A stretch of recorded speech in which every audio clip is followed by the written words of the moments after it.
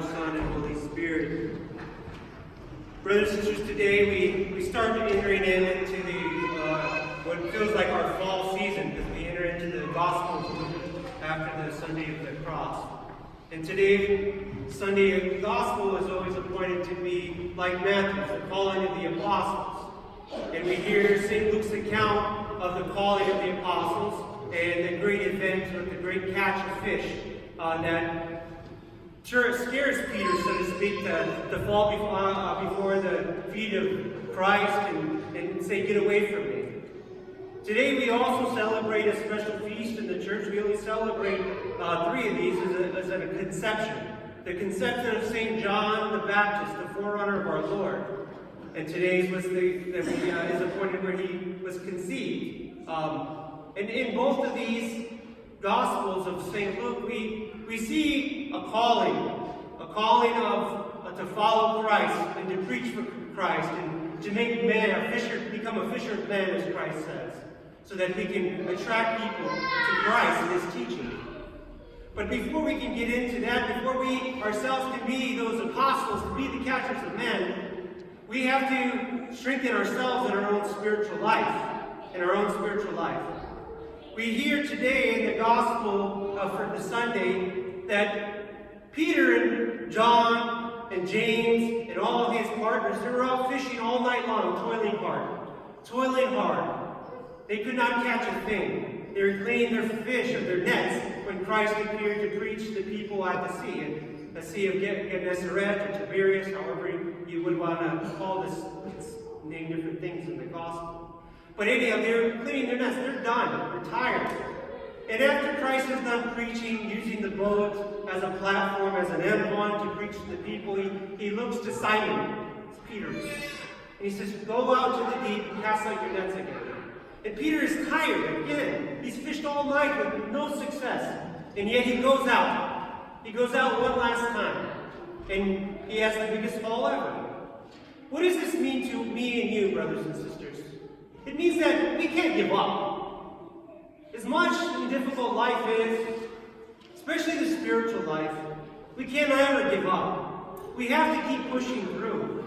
We can never just hang up and say, "I'm done." Peter was done that day. But through Christ's urging and his obedience to him, he went out one last time. And his life would never be the same again. And so too in our lives, brothers and sisters, in our spiritual lives. We want to give up so easily, so often. We have so many temptations that come and attack us right and left every day, and we just want to give up. Spiritually speaking, we often feel a disconnect between us and the Lord, primarily because of our own selfless, sinful self. That's the truth. But we feel a disconnect. We feel like there's nothing that we're gaining from this relationship with Christ. Our prayer rules seem more difficult and labored. We don't want to do them. Getting up to go to church on Sunday is difficult, especially when there's things going on. It's a temptation to stop. Our belief, we have these doubts in our heads as they afflict us every day. And so we just want to leave. Oftentimes people leave the faith, the church altogether. You're giving up. And today's gospel is a reminder that we should never give up. There is always hope if we have faith in Christ. We never know when that's going to be, when we'll have that catch, like St. Peter did today. When the grace is going to be overabundance upon us. But it'll happen if we continue to struggle with our faith. Continue to do those things that we know that we're supposed to be close to God. Coming to church, going to confession, coming to communion, saying our prayer book, being kind to people. This is not easy things in this world that we live. But if we continue plugging away, brothers and sisters, and never giving up, we will get the grace from God. We will get a great catch. So we can never give up. Secondly, in the gospel, the second gospel, the conception of St. John. John is seemingly born into this world. He's conceived into this world with a mission to serve our Lord, to proclaim Him. Some of us are not coming to the Lord like that. Some of us are like St. Peter, where we have an experience of Him, where we've had a conversion.